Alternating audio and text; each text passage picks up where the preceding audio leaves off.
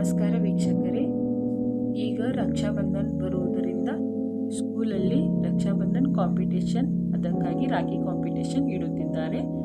Simple ಆಗಿ ಮನೆಯಲ್ಲಿ ಮಾಡುವ ರಾಖಿಯನ್ನು ನಾನು ಹೇಳಿಕೊಡ್ತಾ ಇದ್ದೀನಿ. ಈ ಥರ ಉಣಲ್ ದಾರ ಬೇಕು, ಒಂದು 2-3 ಕಲರ್ದು, ಮತ್ತು ಒಂದು ಗ್ಲೂ, ಒಂದು ಸಿಸರ್, ಒಂದು ಸ್ವಲ್ಪ ದಾರ, ಮತ್ತು ನಾನು ಮಾಡುವ ವಿಧಾನವನ್ನು ಹೇಳುತ್ತೇನೆ.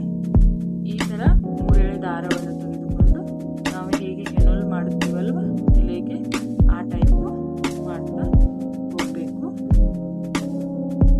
ಈ ಥರ ಮಾಡಿದರೆ ಈ ಥರ ರೆಡಿ ಆಗುತ್ತೆ ದಾರ.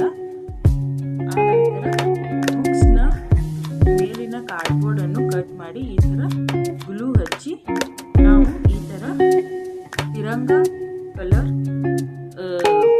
ರಾಖಿಯನ್ನು ಮಾಡುವುದರಿಂದ ಆರೆಂಜ್, ವೈಟ್